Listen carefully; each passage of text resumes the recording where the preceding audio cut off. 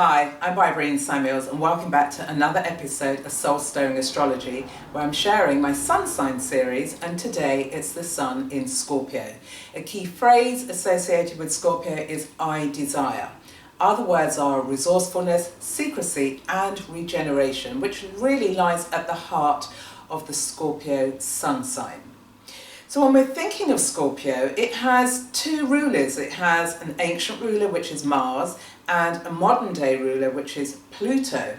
And it's seen as the most powerful sign in the zodiac because it's got these two powerful rulers together with Uranus being exalted in Scorpio, which means that there's this sudden surge and burst of energy together with these power planets.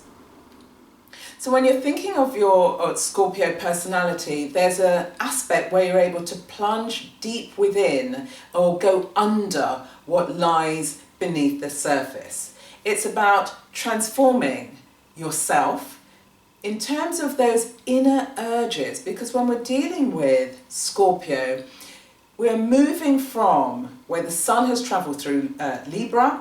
So it's come from autumn and it's now moving into winter. So it's where everything dies. And so in that death, you are beginning to face your instincts, your emotional attachments, as well as this kind of compulsive behaviour which you have brought with you from past lifetimes. And the journey in this current lifetime is for you to understand how you're able to transform those behaviours that are blocking your natural way of relating to yourself. So when we're looking at Scorpio, there's this tendency to think of yourself as being all-consuming, very powerful. However, when we're dealing with the actual energy of Scorpio, it's about the subtle movement of power, the subtle movement of energy. So if we think about the ancient ruler, which is Mars, Mars rules Aries, so there's a very direct, assertive use of power. Now, as the ancient ruler of Scorpio, it's about the ability to turn that fighting energy inwards so that you're beginning to transform these urges, these instinctual urges that you struggle with. And so on one level, what you're seeking to do is to transform this deep desire to control by using your creative will. And that's the tension that's going on within yourself. You've got this inner drive, this inner compulsion for sex or drugs or control, but you're trying to transform it, but at the same time you're fighting yourself. What can give you some assistance is by looking at the opposing sign, which is in Taurus. So we have Taurus and Scorpio, which are ruled by Venus and Mars. So when you're dealing with Taurus, Taurus is about you're searching for some level of value or meaning. However, you can't acquire it until you have killed off your old self. And so it's about using that inward fighting spirit to begin to kill off your ego. And the reason for this is because the ego is blocking the soul. And the soul wants to be reborn, and the only way to do that is to wash away the debris of the underworld. And by doing so, you're then able to bring meaning and value into your life. So when we're dealing with this polarization, we're dealing with a sense of lightness, which is Taurus, and darkness, which is the Scorpio, Pluto, Martian energy, and you're oscillating between coming from autumn into winter, wanting to be reborn so that when spring arrives, you're able to step forward in a way that you've been able to control the compulsive power struggles that exist within yourself, but also how you take that out into the outer world. So if we look at a symbol associated with Scorpio, we've got the scorpion. Or you could look to the snake or the python or the serpent. And here, this is an indication of you using the subtle energy of Scorpio.